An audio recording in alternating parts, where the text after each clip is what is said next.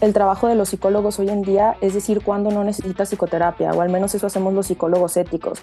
¿Qué te gusta a ti? ¿El psicoanálisis? Ah, vete para allá. ¿Qué te gusta a ti? ¿Está? Vete para allá. Es de gusto, no te están formando con un rigor. Hay personas que necesitan 50 minutos para explicarte lo que les pasa y hay personas que te dicen, pues no sé por qué vengo. Y esas sesiones a veces son retadoras, ¿sabes? Porque es como estar preguntando y son respuestas monosílabas de sí, no. Conforme pasa el tiempo, se va en esas inseguridades o se va ese miedo, pero sigue estando como este rush, esta adrenalina al momento de entrar en sesión con alguien de tengo que estar preparada y total mi atención es aquí, tengo que meterme, por así explicártelo, al mundo del otro y trabajar sus representaciones, sus conductas. Pues a mí me ayuda muchísimo la conceptualización, también por eso me encanta tanto pues la terapia basada en evidencia, porque sabes a lo que vas. Yo tengo que trabajar con lo que piense Marcos, con los valores de Marcos, con las ideas de Marcos, porque muchas veces la gente sí viene a preguntarte y a posicionarte como autoridad de qué hago con esta relación, qué hago cuando me pase esto, qué hago con esta emoción. Entonces es más bien regresar esa pregunta para tú no contestar de automático según lo que tú harías. Entonces así es mi forma de trabajar, no vengo a imponerte valores, no vengo a decirte que lo que piensas está bien o mal,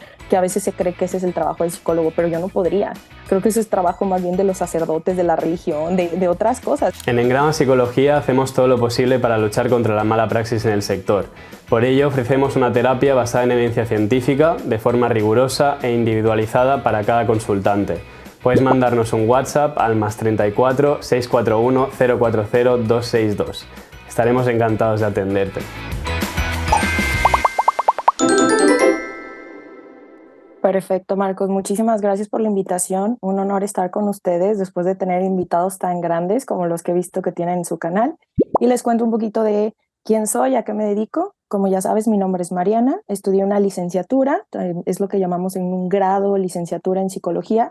Después me fui por un máster en psicología clínica. A mí me encanta el área clínica de la psicología.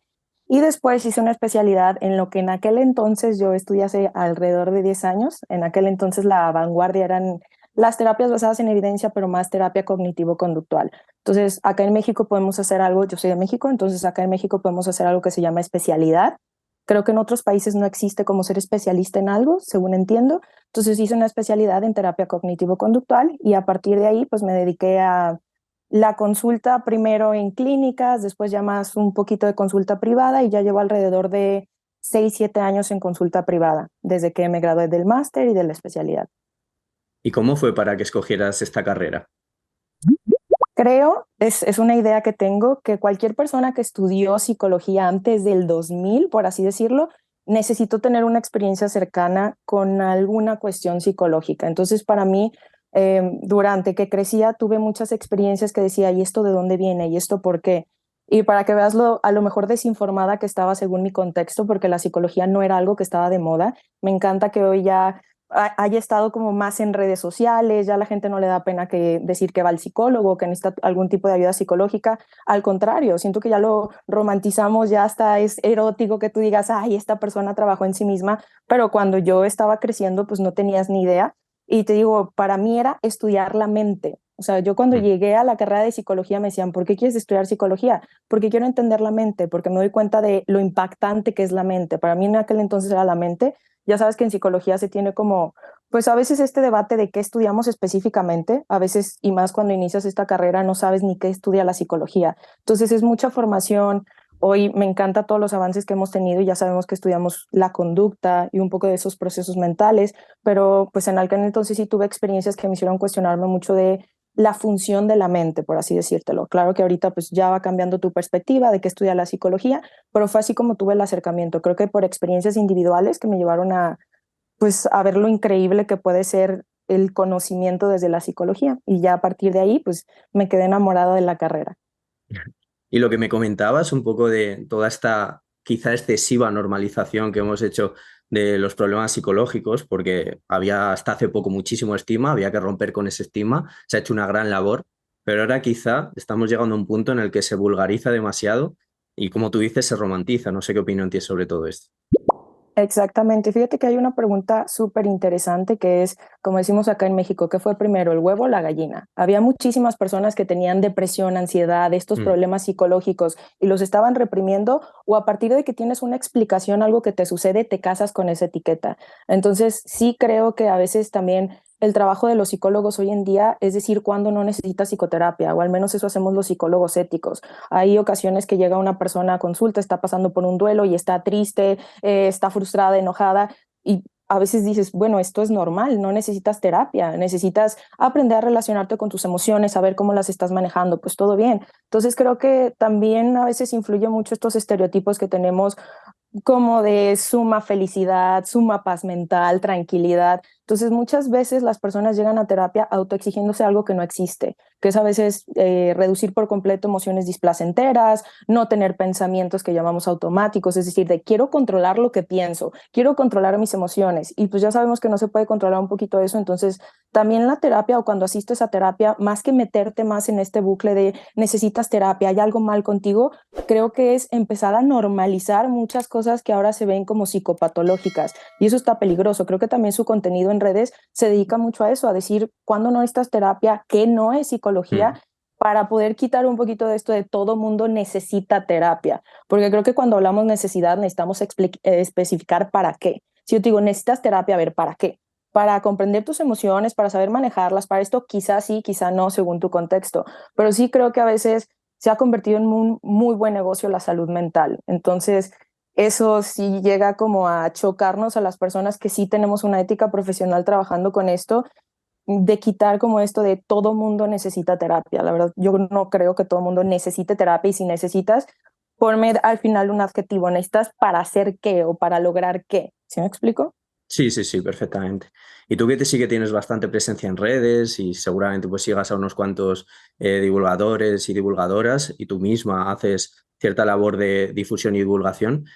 ¿Qué opinas también de este panorama, de lo que tú ves? Que obviamente cada uno lo veremos desde nuestro sesgo, según a las personas que sigamos, pero en psicología yo lo que veo es que ahora cada vez salen y más cuentas, obviamente por esa necesidad de posicionarse, de visibilizarse, de hacer esa marca personal, que no lo veo ningún problema, evidentemente pues es lo que toca, pero sí que creo que hay quizá personas que no tienen mayor ánimo de hacer una labor divulgativa como tal, sino de atraer y amasar eh, pacientes, Sí, consultantes, y puede ser a veces peligroso y contraproducente. totalmente. Y aquí en lo que dices, Marcos, para explicártelo de esta forma, yo en redes veo como varias vertientes.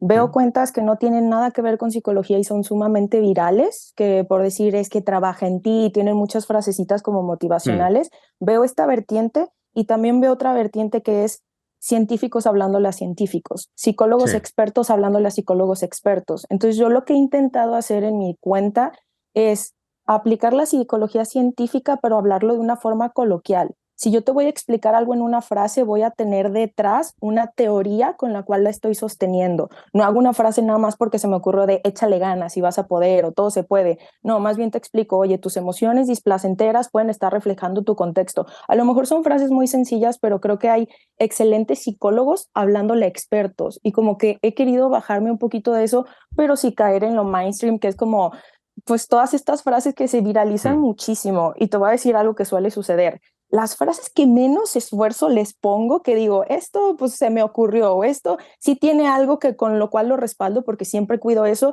pero no es como que lo que a mí más me impacta intelectualmente son las frases que más se han viralizado, porque a veces eso buscamos, contenido que refuerce nuestros sesgos, y la verdad está muy peligroso. O sea, yo en redes constantemente digo, cuidado con lo que consumes en nombre de desarrollo de trabajo personal, porque en ocasiones no es nada de psicología, al contrario, muchas veces lo que vienes a trabajar en psicoterapia es aquello que consumes como psicología en redes. Es que yo no me debería de sentir así, yo no debería de tener mm. estos pensamientos, yo debería de ponerme primero siempre en mis relaciones. Pues hay un trabajo de fondo que dista mucho de lo que se vende muchas veces en redes. Entonces, como te digo, he intentado colocarme en un punto medio de sí explicar desde la psicología científica, desde las terapias basadas en evidencia, pero para gente que no tiene a lo mejor este lenguaje técnico que a veces usamos los psicólogos, o este bagaje cultural. Entonces, como que he querido posicionarme ahí. Hasta el momento yo diría que más o menos me ha funcionado. La verdad, lo que más funciona a veces es, yo no busco tanta presencia en redes. Siempre he dicho que hasta este momento, quizá después me dedique a eso, a la divulgación, pero no me dedico a la divulgación. Yo soy psicoterapeuta y mi página es un medio para dar a conocer mi trabajo. Pero el día que me dedique a la divulgación probablemente voy a hacer algo mucho más profesional como ustedes lo hacen, que es más informativo, no nada más son frasecitas con descripciones, que eso es lo que hago yo hasta el momento. Pero sí he intentado colocarme como en ese punto medio, pero sí, igual a los que nos estén escuchando, el cuidado de decir quién está detrás de lo que estoy consumiendo, qué principios hay detrás de esta frase que me estoy creyendo. Y creo que así podemos tener un consumo más responsable de lo que es psicología y de lo que no es. Yo incluso en estas cuentas como la nuestra misma, que muchas veces intentamos hacerlo, pues ni dirigirnos siempre a profesionales, ni dirigirnos tampoco siempre a bueno, al apartado más mainstream, sino llevar un Ujú, equilibrio. No perder el tecnicismo, pero tampoco que se nos vaya de las manos y que la gente no nos entienda.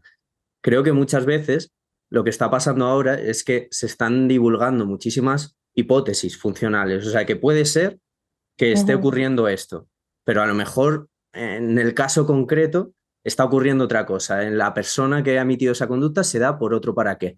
Claro, cuando la persona se mete a Instagram o a donde sea y lee ese tipo de hilos o de publicaciones o del contenido que en ese caso sea, claro, yo creo que se identificará rápidamente por topografías de conducta, porque dirá, ah, bueno, esto lo he hecho yo, o lo ha hecho mi pareja, o lo ha hecho mi padre, o lo ha hecho quien sea.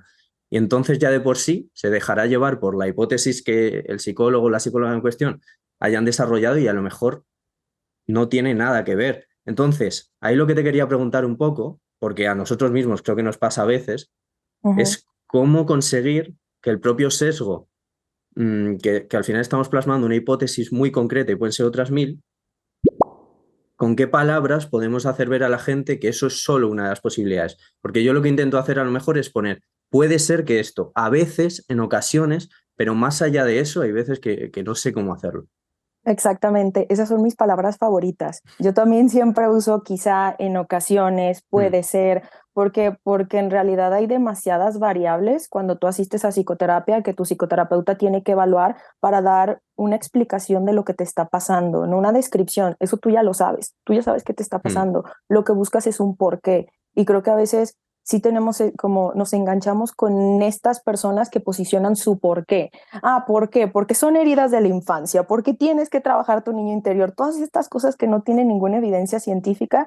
Entonces, lo mismo, yo todo el tiempo intento como dejar ese hueco de conocimiento, que tú sepas que yo te estoy diciendo algo, pero que esto dista mucho de un conocimiento real. Incluso en mi página, lo principal que tengo es, esto no es psicoterapia. Entonces, como que siempre hay eso de que, oye, este es un principio de duda, no es un fin de conocimiento. El conocimiento está muy lejos de Instagram o de redes sociales, incluso de estos videos que podemos consumir en YouTube, que son buenísimos a veces, pero es una partecita, es algo que Mm. te va a generar una duda y un acercamiento a cierto tema, no es ese tema en general. Y creo que cuando tú compartes eso de, oye, este es un principio, pero no creas que eso es lo que te está pasando, ni te quedes con esa información. Si te interesa un tema, acude con un profesional, acude a libros de verdad, acude a artículos de verdad, porque creo que eso también es lo que buscamos en redes, que la gente tenga un acercamiento y continúe su proceso epistemológico, su proceso de indagación, de reflexión con algo. Entonces, creo que mientras usemos estas palabras de quizá puede ser y dejemos un espacio para decir, esto no es el fin del conocimiento, hay gente a la que le va a interesar y hay gente que nada más está pasando por ahí y se va a seguir creyendo cualquier post que venga, pero creo que la gente que tiene un interés y una curiosidad genuina por la psicología sí le va a funcionar como un inicio de duda para continuar su camino de conocimiento, para acercarse más a estos temas, que eso es lo que buscamos, ¿no? Como que haya ruido acerca de psicología y de lo que no es psicología también. Y con respecto al auge de la divulgación que yo veo, claro, yo sigo muchas cuentas que al final son de España. Obviamente sigo Sí. de otros países, pero principalmente lo que veo pues son compañeros y compañeras de aquí.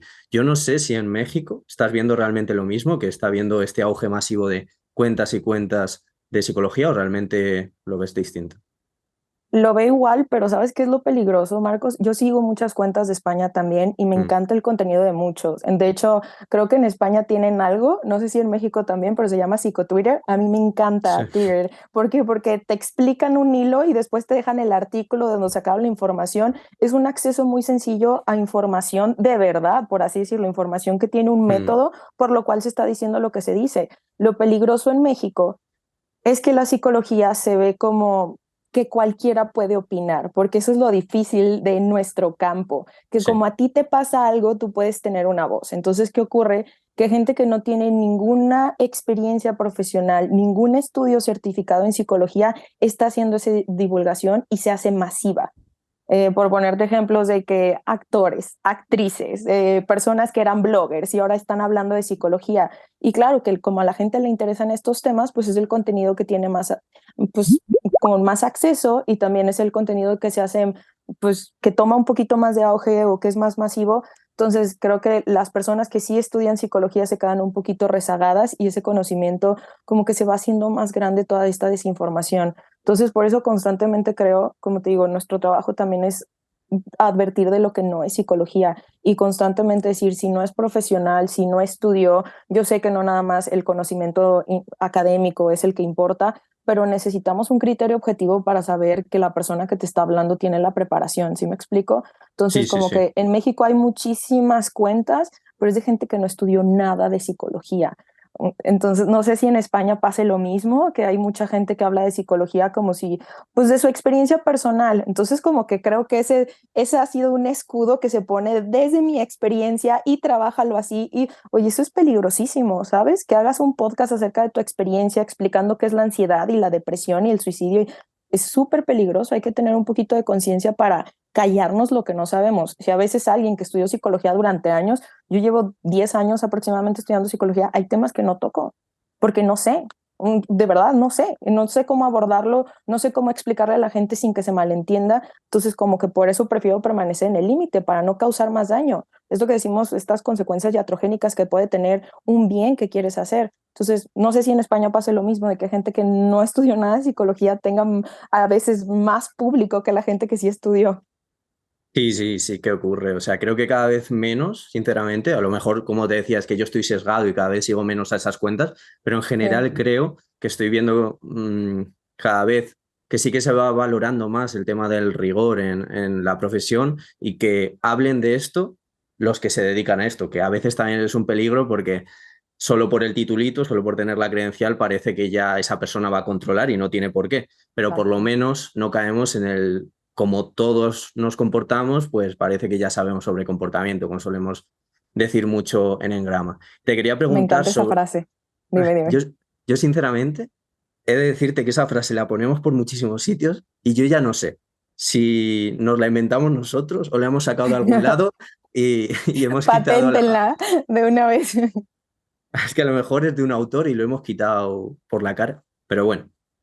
Que más allá del tema de la divulgación en México, te quería preguntar un poco por la situación de la psicología allí.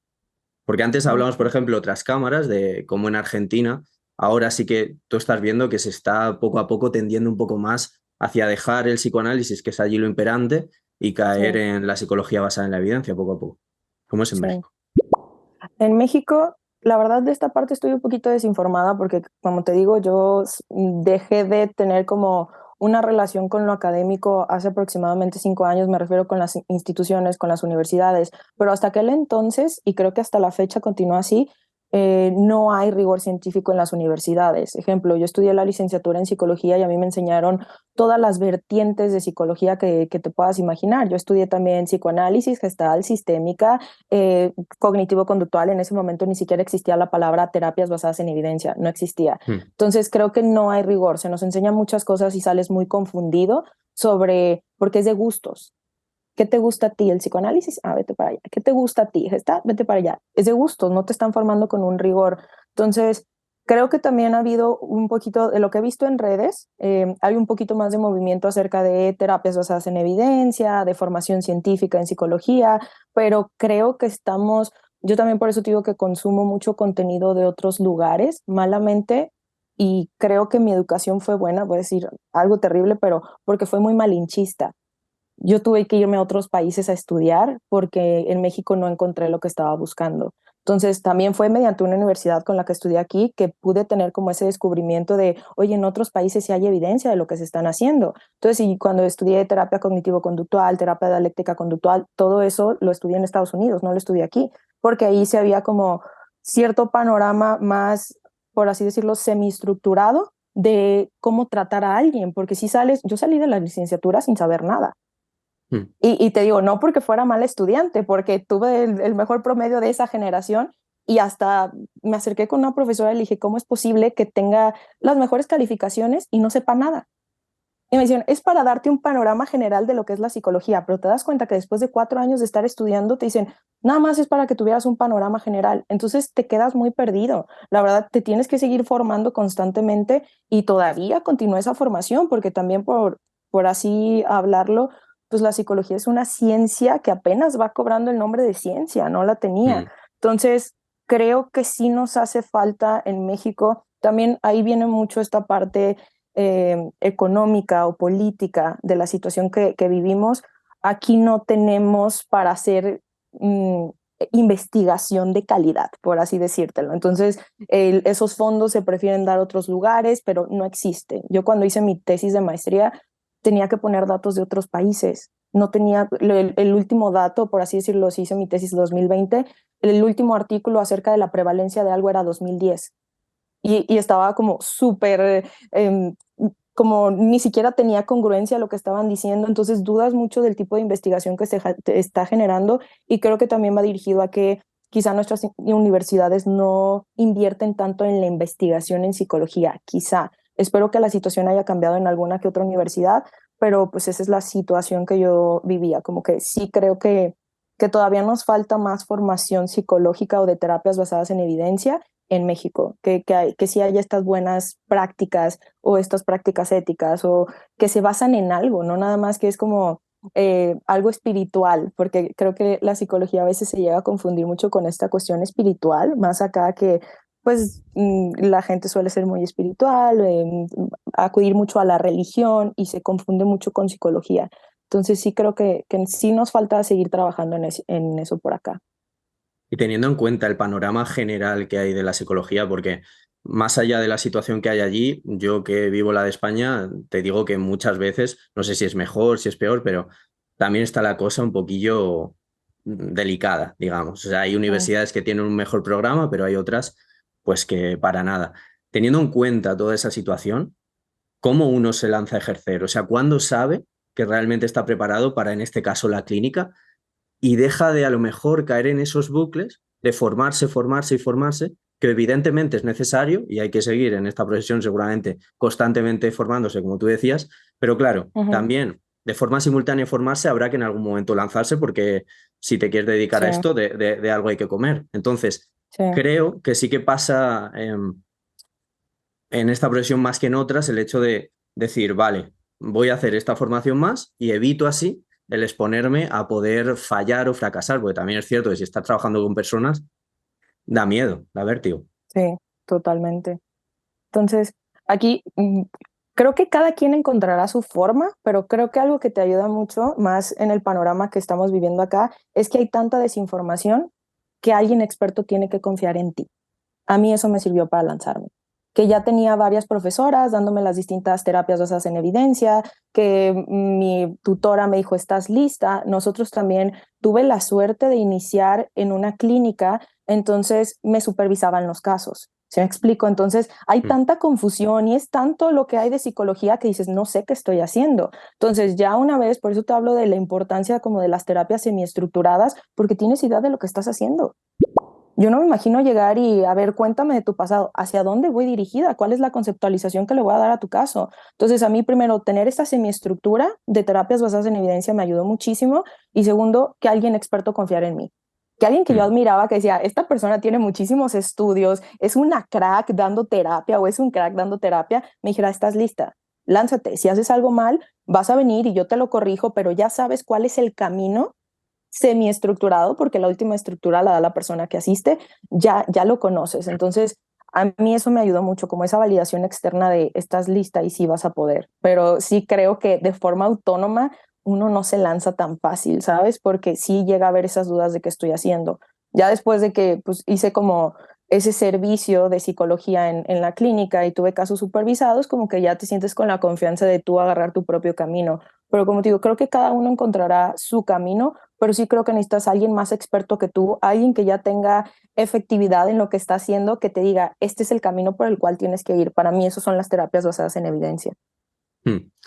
Y aunque realmente existen, como tú dices, pues por ejemplo, recursos como las supervisiones o alguna otra comunidad que se puede generar para que no sea quizá tan solitario este trabajo, creo, aunque yo no lo ejerzo, que sí que puede a veces resultarlo. No sé si a ti te lo parece.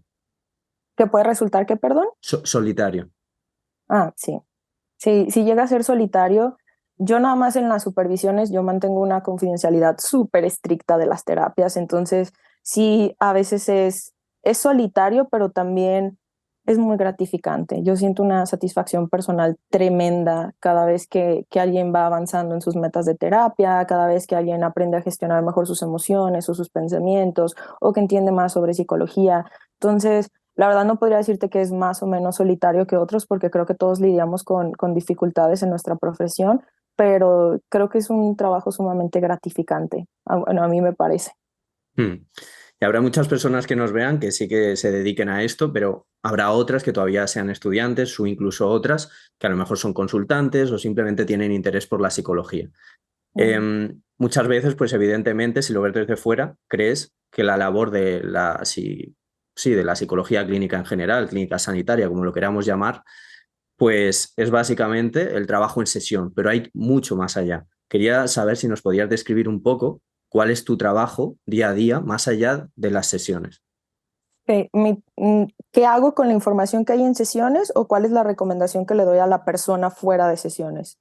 No, ¿cuál es el trabajo que tú haces aparte de lo que es el propio tiempo en sesión? O sea, a lo mejor pues te pones a elaborar un análisis funcional o, bueno, lo que tú Ujú. hagas.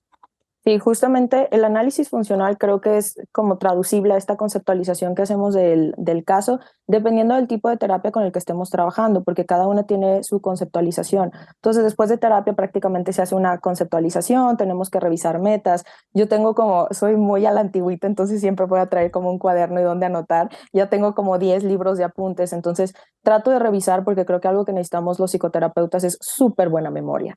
Entonces, como que si tú ya trabajaste algo, si esto hace link con algo, si estás viendo un patrón o cierta función de tal conducta, tú la tienes que notar y la tienes que como proponer en sesión, trabajar. Entonces, lo que yo trabajo individualmente son mucho las conceptualizaciones, los expedientes, dependiendo del tipo de terapia con el que estemos trabajando. Como te digo, para ejemplo, si trabajo con DBT, terapia dialéctica conductual, es distinto así conceptualizo con TCC. Entonces, a partir de la conceptualización, como que ya te va dando el camino, obviamente tomando en cuenta las metas de la persona, pero también es eso mismo, evaluar metas, ver qué tan, cuándo ya podemos espaciar las sesiones, porque también son terapias de corto, mediano plazo.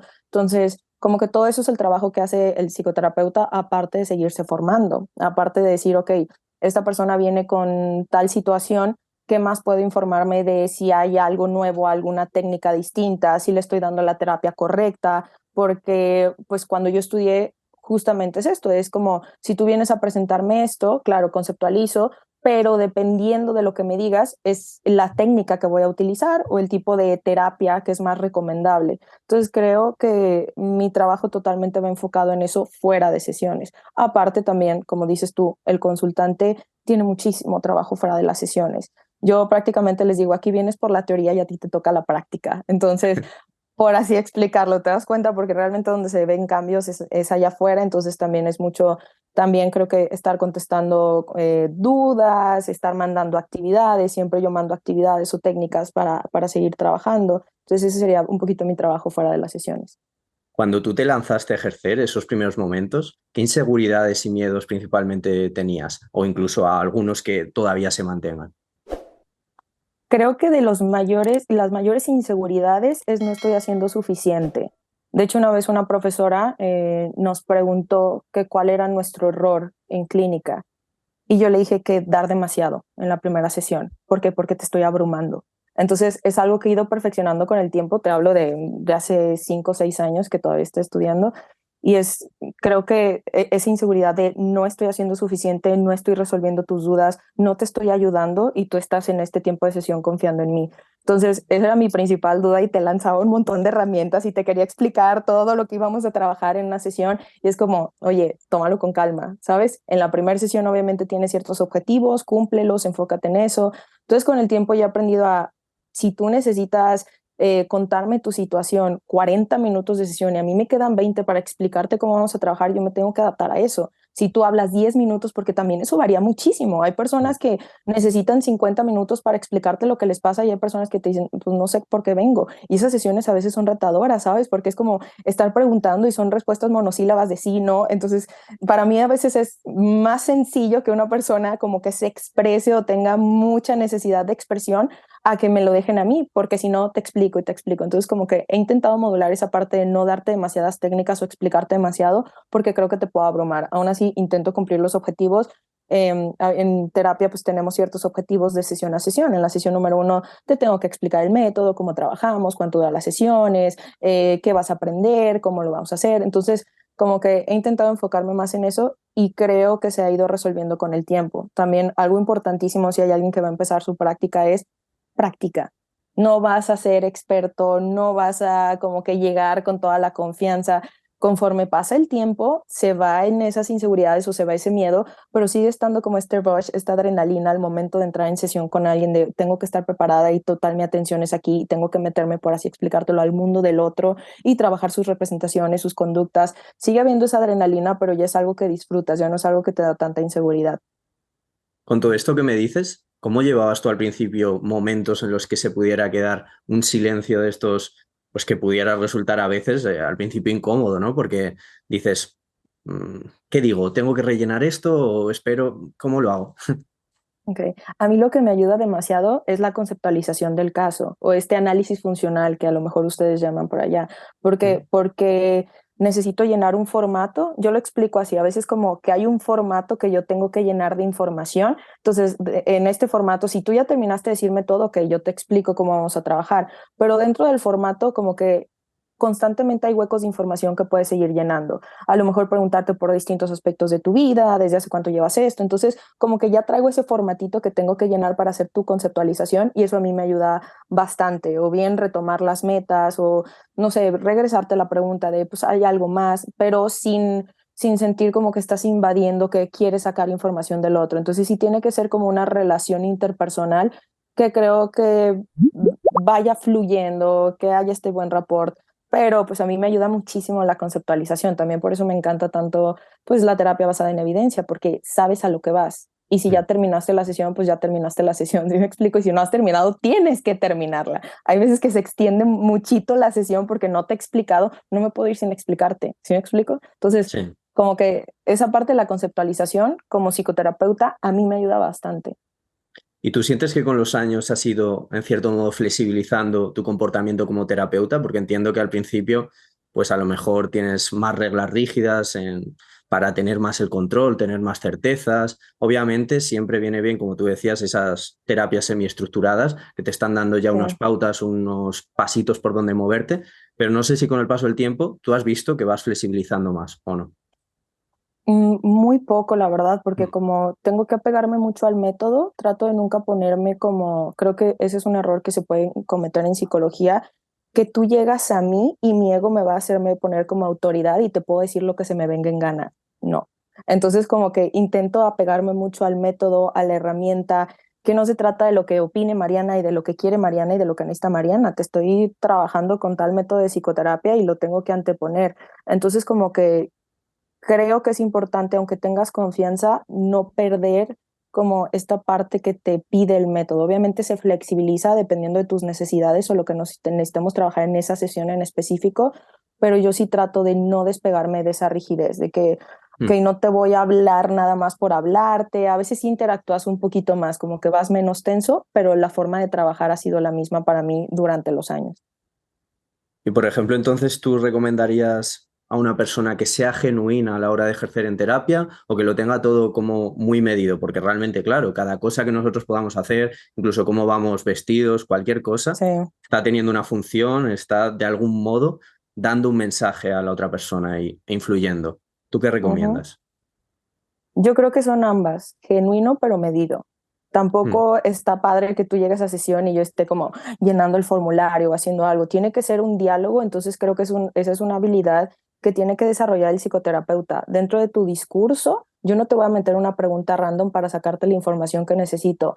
Dentro de tu discurso yo tengo que ver cómo se acomoda para yo tener toda la información que necesito o la mayoría de información que necesito, pero tiene que ser una conversación genuina. ¿Por qué? Porque del otro lado hay un interés genuino en entender lo que te está pasando y cómo puedo trabajarlo yo desde la psicoterapia. Entonces creo que se combinan las dos partes y creo que eso sí te lo da como experiencia, pues tu práctica profesional durante los años, o desarrollas más la habilidad cuando ya lo estás haciendo más, porque eres más genuino pero no pierdes el método, que creo que eso es lo importante, combinar ambas, porque también imagínate llegar con un robot y ¿qué haces? Y esto y lo otro. Entonces como que creo que eso no se sentiría como una interacción.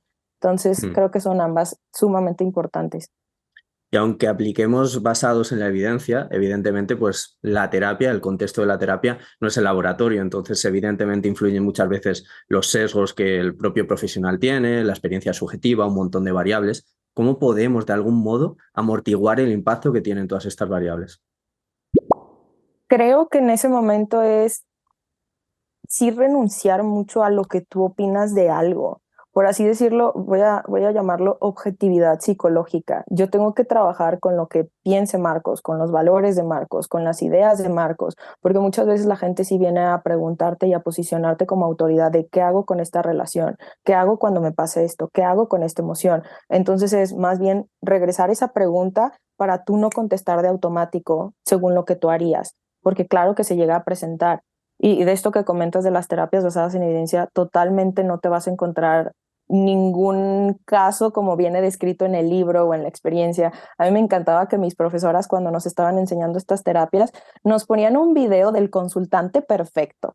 Te decía exactamente lo que le estabas preguntando. En la vida real no es así, en sesión no es así. Entonces, creo que sí es mucho como detenerte, es mucha autogestión, es mucho autoconocimiento, decir, "Ah, esto es Mariana, pero esto no es la persona que tengo enfrente. Yo tengo que descubrir qué haría esta persona, cuáles son sus valores". Entonces creo que algo que sí está un poquito fuera de las terapias basadas en evidencia es un poco más de hacer introspección acerca de tus valores, lo que llamamos en TCC a veces creencias intermedias, qué son tus reglas condicionantes, lo que a ti te parece bueno o malo. Entonces también creo que es una especie de autoconocimiento que a veces la terapia en evidencia en sí no te pide que hagas, pero es un trabajo que tú tienes que hacer como psicólogo de, ok, tú reflexiona, tú haces esto. Y creo que ahí es mi sesgo personal, como que sí les volteo que hagan mucha introspección, porque yo no te voy a decir qué hacer. Yo jamás he dicho qué hacer en terapia, no, ni siquiera te voy a dar un consejo. Mi consejo es que sigas las herramientas o que te hagas esa pregunta a ti mismo, pero sí creo que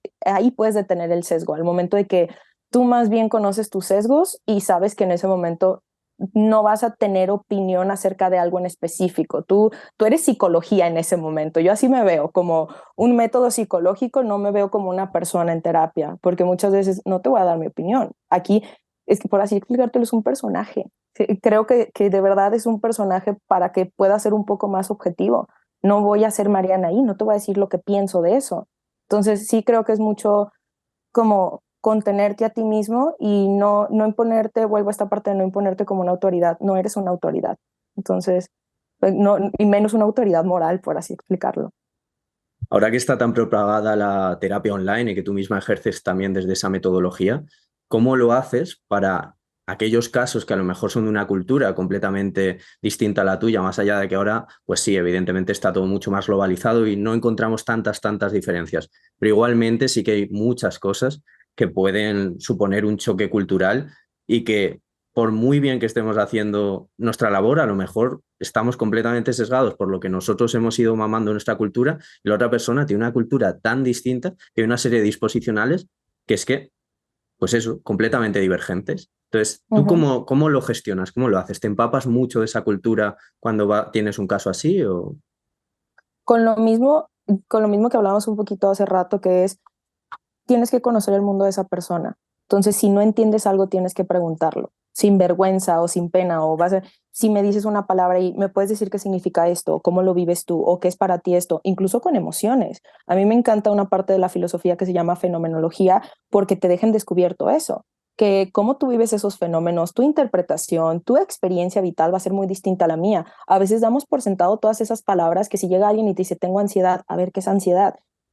¿Sí me explico? Okay, ¿qué es ansiedad Sí. en tu mundo? ¿Qué es esto en tu mundo? ¿Cómo se vive en tu mundo? Y claro que también informarte un poquito de, creo que algo muy impactante que a veces no nos damos cuenta en terapia son las situaciones políticas o económicas de ese país. Entonces, como que tú puedes darte cuenta de si alguien está pasando por una situación de ansiedad, de estrés, por ciertas variables que a lo mejor hay en ese país, pero creo que más que ver la cultura de forma general, sí te empapas en el bagaje cultural de la persona que tienes enfrente y con eso tienes que trabajar, no con el mío, con el de esa persona. Entonces ahí es donde te pones este límite y hay esa autogestión de, pues no te voy a decir lo que hacemos en México, no te voy a decir que está bien o que está mal en México, no te voy a explicar qué es la tristeza, la ansiedad, el miedo para mí. Tengo que conocer tu mundo de representaciones y con eso trabajar, o lo que significa para ti incluso ciertas palabras. Entonces, creo que también trabajo de la psicología y a mí me ha ayudado mucho la filosofía, es esta parte de detenerse y de construir un poco esas palabras que a lo mejor tienen un significado hegemónico, pero para la persona enfrente de ti, ¿qué significan? Porque si no, pues estás llevando la terapia por un camino totalmente distinto al que tú supones que estás llevando. Entonces, esa pauta, esa cautela, a veces hasta te vuelve tonto por el sentido común que hay en el día a día. Porque me siento triste y a veces te encuentras diciendo, ¿triste cómo? Y le preguntas a una amiga, ¿triste cómo? ¿Qué es la tristeza? Y es como, ¿cómo no vas a saber qué es eso?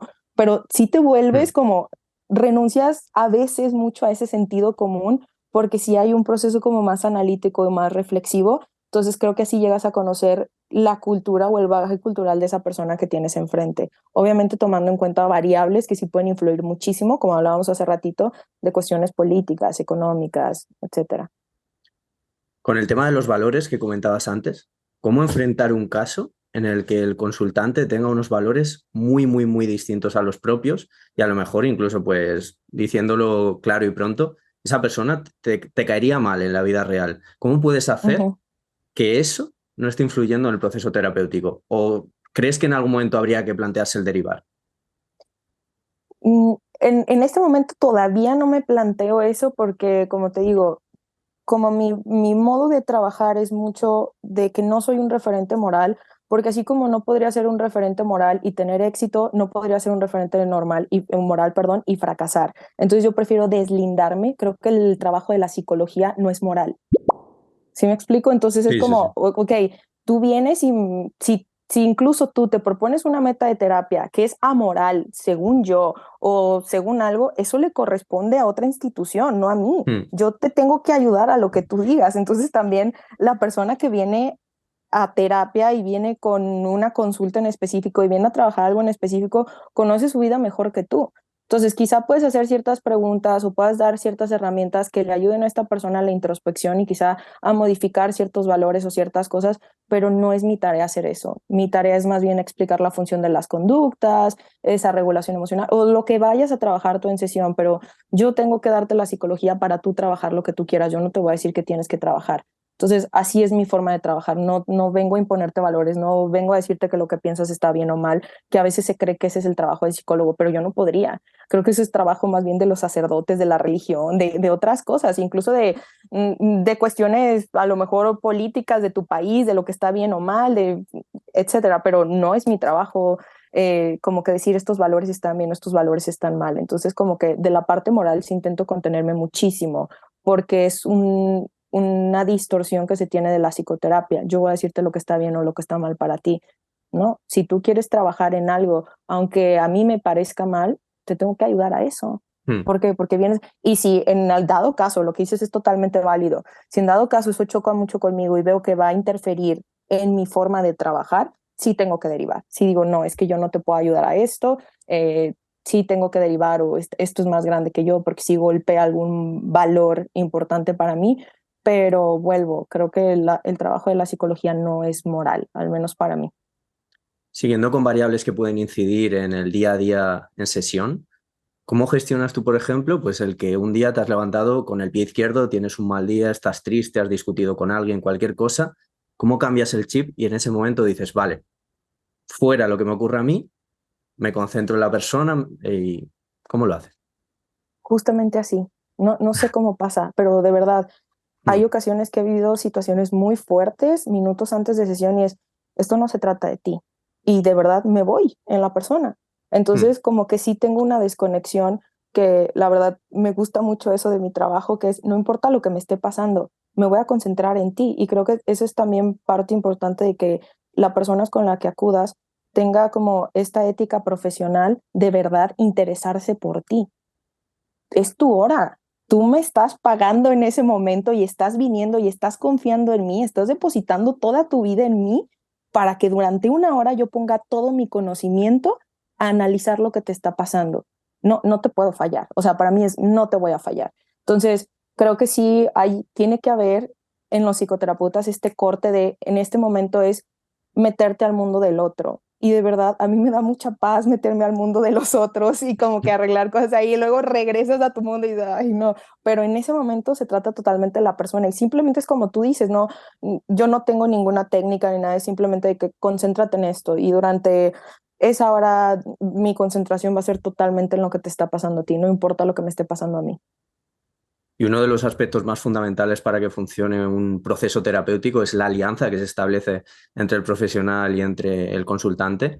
Claro, yo lo que veo un poco desde fuera, que yo no ejerzo, es que sí que, sobre todo, quizá profesionales que no se basan en la evidencia, que van un poco más desde la charlatanería, por así decirlo, sí Ujú. que consiguen muchas veces construir una alianza terapéutica muy fuerte, pero a costa de ser hipervalidantes y en el sentido de nunca, nunca, nunca confrontar.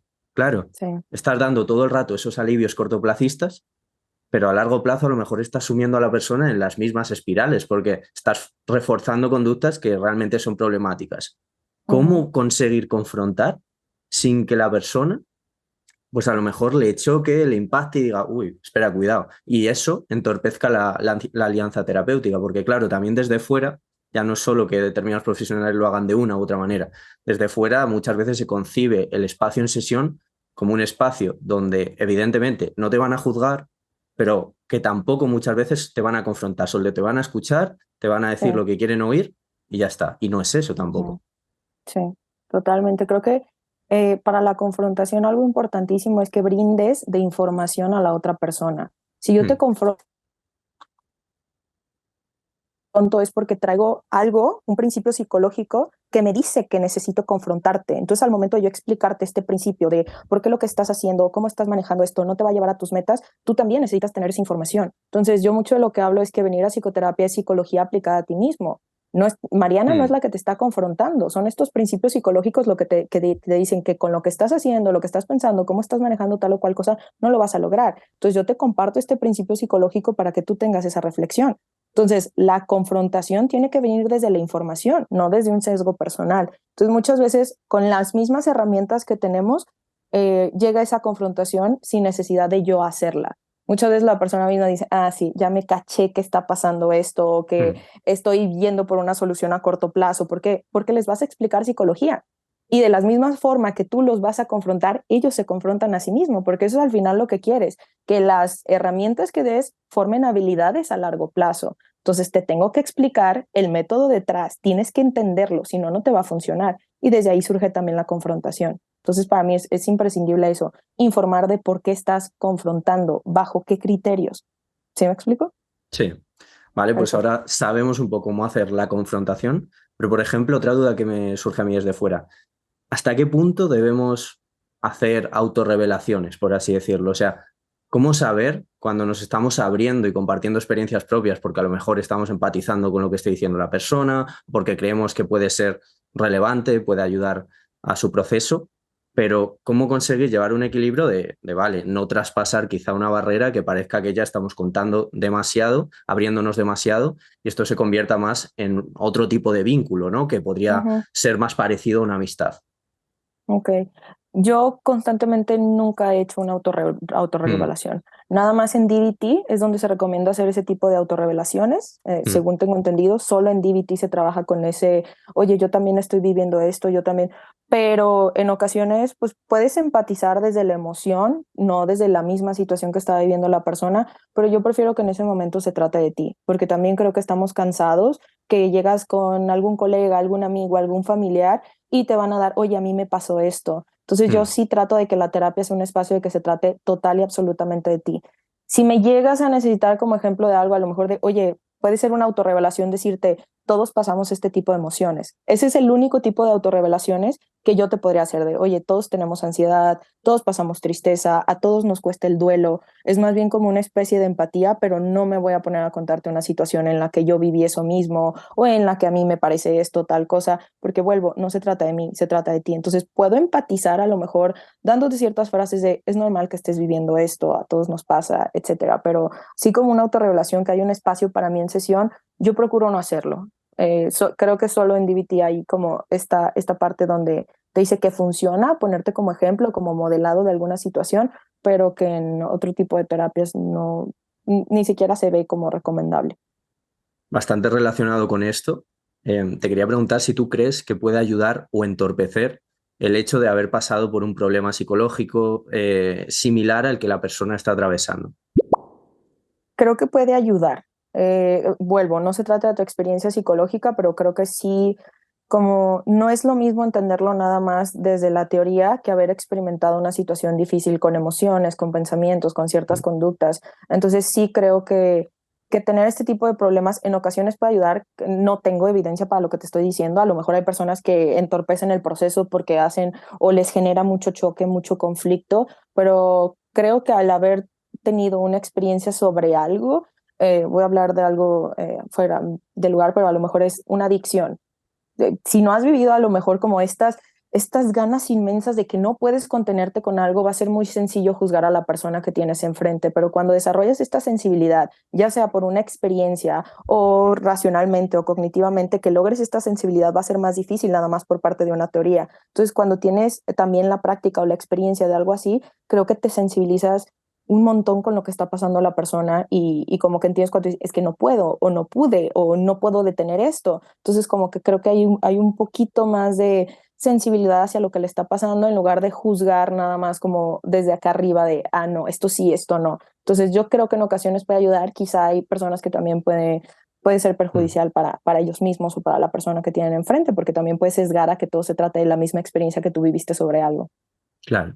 Y a veces la terapia no funciona y muchas veces se alude a que hay una resistencia en el paciente, ¿no? Como que esos pacientes Ujú. resistentes, como se suele llamar. Claro, en mi opinión, bueno, yo tengo una opinión claramente sobre esto, pero puedo estar perfectamente equivocado. Entonces, sobre todo quería escuchar qué es lo que tú opinas sobre el término paciente resistente. Creo que también parte de mi trabajo es entender por qué no te está funcionando algo.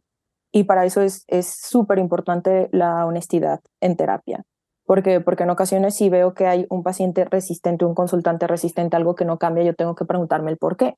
Son las herramientas que te estoy dando, son como te estoy explicando, es que voy demasiado rápido, porque también tiene que haber una mirada no nada más al consultante, sino también a ti mismo como psicólogo, qué estás haciendo bien o mal para que no se estén cumpliendo las metas o lo esperado en terapia. Entonces, creo que dependiendo de lo que esté pasando, la honestidad es clave porque pues si no estás viniendo aquí a perder tu tiempo, tu esfuerzo, tu dinero conmigo, si no estamos logrando eso. Entonces, si se tiene esa resistencia, por ejemplo, si algo que suele pasar a veces es que no estás aplicando las herramientas de terapia, yo sí dejo las sesiones, yo sí te digo, si no vas a hacer las herramientas, esto es una pérdida de tiempo. Entonces, no me interesa exprimirte dinero y que vengas a contarme las mismas cosas una y otra vez. Entonces, yo sí procuro que el método sí esté funcionando, pero también agradezco esa honestidad. Sabes que no estoy aplicando las herramientas. Oye, no te va a funcionar. Podemos venir aquí las sesiones que tú quieras. Mm, No va a funcionar si no estás aplicando lo que vemos en terapia. Entonces, y si por algo, es más bien, primero es una pregunta de, oye, ¿por qué no las estás aplicando? Y a lo mejor ahí hay otro problema a abordar de, es que me da miedo, es que me da mucha ansiedad cuando hago esto, ok, abordamos esto para que se logre esto, pero creo que siempre es volver a verte a ti mismo como psicoterapeuta y también preguntar al consultante qué es lo que está pasando. Ambos tienen el mismo objetivo, que se cumplen las metas de terapia. Entonces, creo que mientras haya esa sinceridad o esa honestidad, el proceso de resistencia, por así explicarlo, sí puede irse difuminando. ¿Tú consigues descansar una vez dejar las sesiones? O sea, o estás todo el rato a lo mejor dando vueltas a los casos. Sí, consigo descansar. Yo, como te digo, cuando entro a sesión, cuando estoy fuera de sesión y fuera de trabajo, estoy fuera de sesión y trabajo. De hecho, en ocasiones también, si te llegan mensajes a contestar, no es como me los tomo a la ligera, me doy el espacio para leer y contestar a lo mejor la demanda que tiene el consultante en ese momento. Entonces, creo que también es algo que se trabaja en terapia. Hay espacios para todo. No puedes estar todo el día pensando en el trabajo porque vas a llegar agotado y no puedes estar todo el día pensando en otra cosa porque lo vas a dejar de disfrutar también. Entonces yo totalmente logro desconectarme Y creo que eso también es mucho trabajo personal porque a veces crees que tienes la obligación de cumplir todas las demandas del consultante. No, el experto en psicología eres tú. El que sabe hasta dónde abarca su posibilidad y sus límites eres tú. Entonces también tienes que reflexionar sobre ese trabajo porque, como te digo, quizá al inicio te presionas, te autoexiges cumplir todas las demandas que tiene la persona y decirle de forma más sutil, sí, mira, te vamos a quitar la ansiedad o te vamos a quitar tal cosa. No va a pasar. Entonces, al momento que tú vas renunciando a esas expectativas irracionales sobre tu desempeño profesional, también vas encontrando como estos modos de ponerle pausa a algo o empezar a hacer ese algo durante terapia o durante el trabajo, pero yo absolutamente logro desconectar. Sí, yo creo que también a veces lo que ocurre es como que el profesional, evidentemente, lo entiendo, que pueda creerse más omnipotente de lo que realmente es. O sea, que la persona tiene vida mucho más allá, hace muchas cosas más aparte de sesión. Entiendo ese pensamiento de, "Uf, es que a lo mejor esta persona depende de mí y ahora el que Sí. esté mal", o sea, es totalmente comprensible. Pero bueno, creo que puede ayudar el darse cuenta de que somos solo un espacio pequeño o soy solo un espacio pequeño para estas personas. Exactamente. Vale, pues por aquí, por mí, podemos terminar, Mariana. No sé si hay algún tema que hayamos sacado y tú hayas dicho, "Oh, me gustaría profundizar en esto otro, cualquier cosa que quieras comentar".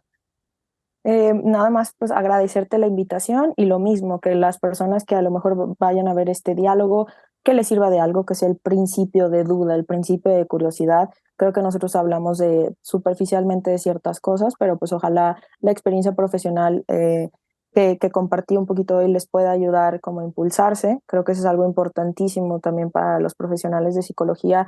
No hay forma en que te sientas seguro si no has hecho algo, porque muchas veces nos autoexigimos estar listos para lo que nunca antes hemos vivido y no van a estar listos. Entonces, también pues esa invitación a que reflexionen mucho las autoexigencias que podemos tener como profesionales de psicología a veces, porque sí trabajamos con temas muy difíciles, muy sensibles y a veces sí te presionas y te autoexiges mucho. Y nada más agradecerte sobre eso y por el trabajo que hacen también en redes. Me encanta su trabajo, soy su fan. Nada, gracias a ti, he disfrutado mucho la charla, espero que podamos repetir en algún momento con algún otro tema, quizá más específico, lo que tú quieras abordar. Y lo dicho, cerramos por aquí, de verdad que mil gracias. Gracias a ti, Marcos.